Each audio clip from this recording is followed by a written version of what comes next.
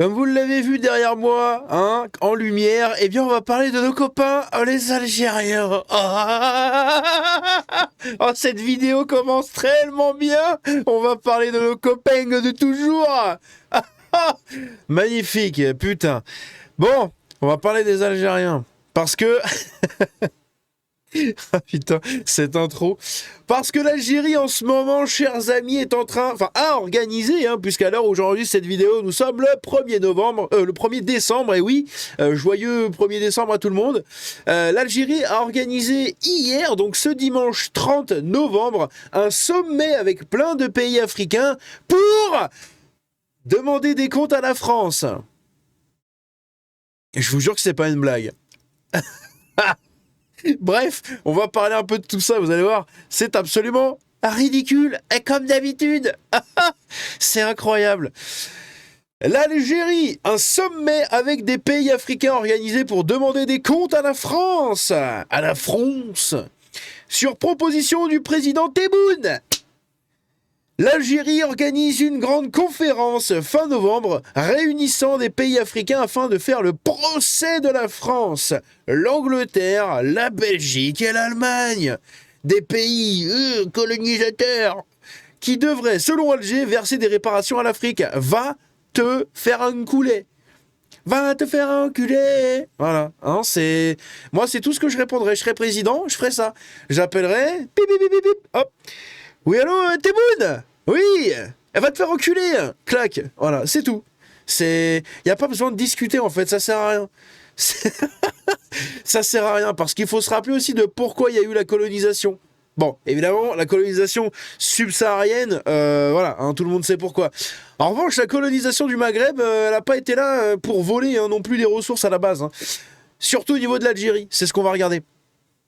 L'Algérie organise et accueille fin novembre une conférence internationale sur les crimes du colonialisme sur le continent. Et est-ce que nous, on pourrait faire pareil avec tous les Algériens qu'on a chez nous? Et tous les Tunisiens et tout, Parce que regardez les pays, les pays qu'ils veulent déglinguer, c'est quand même la France, l'Angleterre, la Belgique et l'Allemagne. Les plus gros colonisateurs, tout simplement, de l'Afrique. Sauf que derrière, ils vont tous dans nos pays. Et ils sont tous en train de flinguer nos pays. Donc est-ce qu'on pourrait faire la même chose ? Moi je te demande à ce qu'on fasse une conférence sur les dangers de l'invasion qui provient de l'autre côté de la Méditerranée. J'aimerais bien ça aussi, ça serait un peu plus intéressant. Un événement dont les médias algériens se félicitent, évidemment, glurk, glurk, glurk, parlant même d'une sorte de procès. Là ils ont la trick. Selon le banc des accusés, la petite trick circoncise, mais la trick... merde, pardon. Sur le banc des accusés, la France, l'Angleterre, la Belgique et l'Allemagne, relate le média algérien TSA. Tous sur les arts... Bref. La Turquie... Aïe, aïe, aïe. Qui a pourtant colonisé pendant plusieurs siècles une partie du Maghreb, n'est cité nulle part. Bah oui, évidemment, évidemment.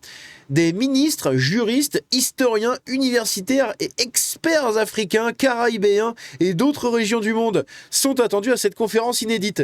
À l'origine de cet événement continental majeur, prévu dimanche 30 novembre et lundi 1er décembre au Centre international des conférences d'Alger, se trouve le président algérien Abdelmadjid Tebboune, un petit bouboune. Demande de réparation. Le chef d'État a proposé aux pays africains d'organiser en Algérie une conférence ayant pour thème la justice pour les Africains et les personnes d'ascendance africaine à travers les réparations. Magnifique. Parmi les objectifs affichés de cet événement, demander des réparations financières de la part des pays européens, les participants évoqueront notamment les traumatismes intergénérationnels et l'exploitation des ressources. L'Afrique c'est de la merde parce que vous nous avez tout volé. C'est de la merde. Ouais, c'est de la merde parce que on est parti, vous aviez des putains de villes. Des villes avec des routes, avec tout ce que vous voulez. On s'en va, 10 ans plus tard, c'est un trou à merde. Il y a peut-être un problème, en fait. Il y a peut-être un problème qui est peut-être intrinsèque au continent lui-même. N'est-ce pas ? Mais aussi les moyens d'obtenir des réparations et le retour d'œuvres d'art prétendument volées par les États européens. Ça, évidemment, c'est toujours pareil, c'est les œuvres d'art et tout. C'est pour ça qu'à côté, ils sont tous en train de se branler sur le cambriolage du Louvre en mode vous avez vu, vous faites voler. Bon, bref. Sauf que nous, c'est des bordels qui valent 88 millions d'euros. C'est pas des vases en terre cuite. Alors attention, hein, j'aime beaucoup l'histoire en général. Hein. Y a beaucoup de vases en terre cuite qui sont très importants. Mais enfin bon, tu peux pas forcément comparer dans le vol d'œuvres d'art un vase en terre cuite à un diadème plein de perles et comment on appelle ça? La magnificence un peu du savoir-faire joaillier des bijoutiers de l'époque, etc. Hein, c'est autre chose quand même, c'est un autre level quand même. Hein. Donc quand vous vous branlez comme ça sur le cambriolage du Louvre, il y a une couille quand même dans le pâté, non? Surtout quand après c'est pour venir dans nos pays et nous sucer la bite pour avoir des aides. Ah, s'il vous plaît, j'ai besoin d'aide. Regardez, je meurs. Regardez, mes 3 femmes et mes 6 enfants et mes 2 chèvres sont en train de mourir. On meurt de faim. Ah, merci pour les aides. Ah, merci Jean-Luc Mélenchon. Ah, c'est magnifique. Quel beau pays. Oh, je suis français. Ah, putain. Oh la vache. Je propose donc, on a le Patriote Inconnu qui est un abonné qui me suit depuis très longtemps, avec qui j'échange régulièrement, quasi tous les jours, qui fait partie comme ça de la petite liste de gens qui m'envoient toujours plein d'infos, plein d'actu, plein de sujets, etc. Donc je le remercie juste ici, il se reconnaîtra évidemment. Et donc il a réagi à ça, lui, en remettant l'église au milieu du village. Je profite de son tweet pour vous dire, si vous voulez aller le suivre, n'hésitez pas. Et derrière, qu'est-ce que je veux dire? Oui, en gros, ça m'évite, moi, derrière, de faire mes recherches, d'essayer de vous expliquer ça un peu comme je peux, etc. Sachant que je suis pas très très fort pour expliquer les choses quand je les ai dans la tête. Donc là, au moins, on a quelqu'un qui a fait le taf. Donc, il faut rendre à César ce qui est à César. Et je rends, du coup, au Patriote Inconnu ce qui est au Patriote Inconnu. Donc lui, il a dit « Je propose un sommet des pays européens du Sud, l'Italie, l'Espagne, le Portugal, peut-être la France, peut-être la Grèce, la Sardaigne, Malte, pour demander des comptes à l'Algérie et à d'autres pays d'Afrique du Nord, hein, la Tunisie aussi à côté, hein, en raison de la piraterie barbaresque et des razzias sur les côtes européennes et demandes de rançon pendant plusieurs siècles. Piraterie qui partait entre autres, de la régence d'Alger. Et oui, hein, il y a eu je ne sais combien, il va le dire juste après, hein, vous l'avez vu ici, entre 1 million et 1 250 000 Européens qui ont été soumis en esclavage. Hein, et c'est pareil, quand je vois... Bon bref. On va pas reparler de la traite arabo-musulmane, hein, avec les Noirs, etc. Parce que là, ça va faire pleurer des gens. Mais voilà. Je propose aussi que cette piraterie musulmane esclavagiste soit officiellement reconnue comme crime contre l'humanité, avec demande d'excuses publiques et de réparation. Je suis totalement d'accord avec ça. Hein. Je soutiens, je plus sois le projet. Voilà, je plus sois le projet, je vote. Citation Wikipédia. Donc... Entre 1 million et 1 250 000 d'Européens, du coup, soumis en esclavage, environ 850 000 seulement en 80 ans, hein, de 1580 à 1680, ont été capturés puis déportés par ces pirates ou corsaires, hein, corsaires, de 1530 à 1780. Donc 250 ans. Hein. Au passage, quand la France s'est emparée d'Alger en 1830, 3000 esclaves furent libérés. Je propose aussi que l'Algérie, comme d'autres pays d'Afrique du Nord, soit l'objet d'accusations de crimes contre l'humanité et de demandes de réparation conséquentes pour leur participation à la traite négrière transsaharienne. Toujours Wikipédia, la traite orientale, dont la traite arabe était la composante principale, hein, avec 17 millions de déportés sur 13 siècles, et qui continue toujours actuellement d'ailleurs. Hein. Ah, et personne n'en parle, mais ça continue toujours actuellement.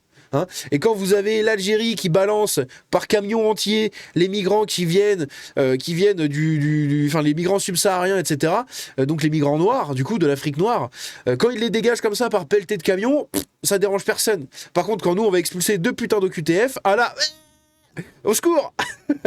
Bah oui, hein, ils peuvent pas les piffrer. Hein, demandez à un noir ce que ça fait d'aller en Algérie, en Tunisie. Ah, ça se passe pas très très bien. Hein, ça fait pas bon ménage. Bah oui. Bah oui, et à côté, c'est nous, les gros racistes, bien évidemment. Alors qu'on vous accueille tous dans nos putains de pays. Ah bien, c'est pas grave, hein, c'est pas grave, c'est Bibi qui paye, tout va bien. Profite de tes aides, tant qu'il y en a. Tu viendras pas chialer quand il y en aura plus.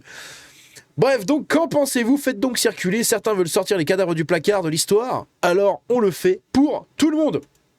Et là-dessus, je suis totalement d'accord. Son tweet avait bien marché d'ailleurs, hein, il avait bien marché, j'avais essayé de le retweeter, je sais plus ce que j'avais dit. comme truc. Ah oui, voilà. Toujours bon de ressortir les bases, juste là. Évidemment, du coup, il y a un truc assez intéressant, c'est les réponses dans les commentaires. Et oui, parce que les gens ne sont pas dupes, en fait. Les gens savent. Belle proposition, comme si dans l'histoire, l'Algérie, entre autres, était irréprochable. Quel culot, évidemment. Et on a encore une réponse ici. L'Algérie n'existe tout simplement pas en tant qu'État avant 1962. C'est la France qui, à partir de 1830, par la colonisation, en a fait un État.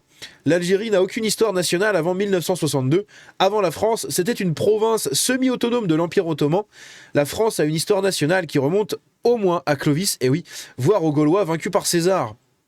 Et voire aux Celtiques encore bien avant, hein, parce qu'il y a les Gaulois, etc. Mais voilà, les ancêtres des Gaulois et compagnie.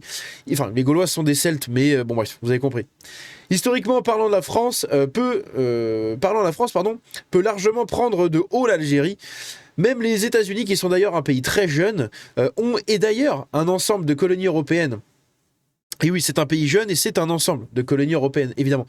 Hein, ça a été New York à la base, c'est la ville la plus cosmopolite, je trouve, même actuellement, hein, dans le monde, hein, c'est une des villes les plus cosmopolites où il y a toutes les communautés dedans. Et à la base, ça a été fondé par des Hollandais, conquéri par des Français, puis récupéré, je crois, par les Hollandais pendant un tout petit temps, puis récupéré par les Britanniques derrière. Bref, ça a fait... Ça a été colonisé un peu par tout le monde. Si nous avions un gouvernement français, excuse-moi du terme, avec des couilles, Tebboune ne se Tebboune ne se permettrait sûrement pas cela.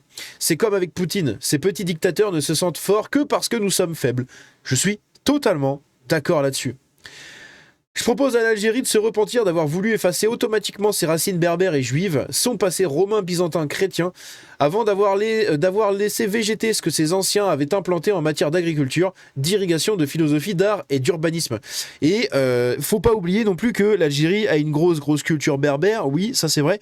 Il y a d'ailleurs, je ne sais plus comment il s'appelle, il y a un berbère très connu, un guerrier, attendez, je vais le retrouver en 2 secondes. Voilà, il s'agit de Massinissa. Massinissa, c'est un guerrier berbère très connu, hein, du coup, qui est né en 238 avant Jésus-Christ. Voilà, je vous affiche sa page juste ici. Il est né du coup en 238 avant Jésus-Christ et il est mort du coup en 148.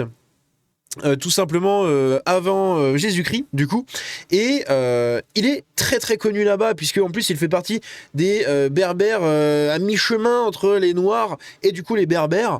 En plus c'était le roi du coup de Numidie, donc qui était au sud, et il est très connu en fait, très connu là-bas dans le coin. Il y a pas mal de statues, etc. C'est vraiment, je vous invite à vous intéresser à ce personnage-là, qui est vraiment très important. Et sinon, juste il faut aller sur Wikipédia et vous avez la liste. Du coup, vous avez la liste des héros berbères, entre guillemets, hein, des personnalités berbères qui ont composé l'histoire dans l'Antiquité, etc.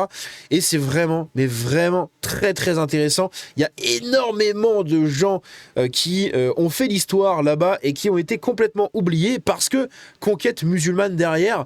Et c'est tellement triste en fait, c'est tellement triste qu'il y a beaucoup de patrimoine qui a été détruit par les conquêtes arabo-musulmanes. C'est triste. C'est vraiment triste, mais voilà, le Maghreb à la base avait quand même un patrimoine de fou, et les Berbères étaient vraiment un peuple très spécial. Donc, et puis évidemment, comment ne pas mentionner aussi la ville de Carthage avec Hannibal Barca. Hannibal Barca, etc., qui a lutté contre les Romains et tout. Il fait partie, hein, évidemment, de toute cette peuplade du Maghreb. Donc voilà. Mais les pays, maintenant, se revendiquent indépendants et compagnie, et chouinent, en fait, sans arrêt par rapport à l'héritage de la colonisation des méchants Européens. Mais au lieu de faire ça, il ferait mieux de se reconcentrer sur leurs premières racines, même si... les Berbères ont été exterminés par les Arabo-musulmans. C'est les Arabo-musulmans qui ont colonisé en fait le Maghreb. Donc il n'y a plus vraiment de peuplade autochtone, en tout cas là-bas, si ce n'est les Kabyles, etc. Mais les Kabyles qui sont un peu maltraités, c'est toujours pareil. Donc bref, c'est très compliqué. Ça mériterait d'en faire une vidéo en entière, un live, un truc, j'en sais rien. Mais j'ai un peu la flemme, clairement, parce que c'est le bordel en fait. C'est vraiment le bordel. Et à vrai dire, ça ne m'intéresse pas vraiment tant que ça non plus. C'est bien pour avoir des bases, donc si jamais vous aimez bien l'histoire, vous aimez bien un peu tout regarder, tout chercher, tout apprendre, n'hésitez pas à aller fouiller un peu comme ça dans l'histoire des Berbères, etc. Parce que c'est vraiment très riche en termes de patrimoine. Et c'est dommage que tout se perde et que tout soit détruit au profit de l'islam et des Arabes. Du coup, derrière, évidemment, le peuple qui les a remplacés. C'est un peu dommage. Bref, n'hésitez pas à me dire ce que vous en pensez dans les commentaires. N'hésitez pas à me dire si vous êtes d'accord avec le patriote inconnu par rapport justement à son commentaire très intéressant ici. On se dit à la prochaine, dans une prochaine vidéo. Force à tous les pays européens qui, encore une fois, vont subir une vague de haine et de tentatives d'humiliation de ces pays-là. C'est comme ça, vous inquiétez pas, un jour ça se renversera, hein, espérons-le. Ciao.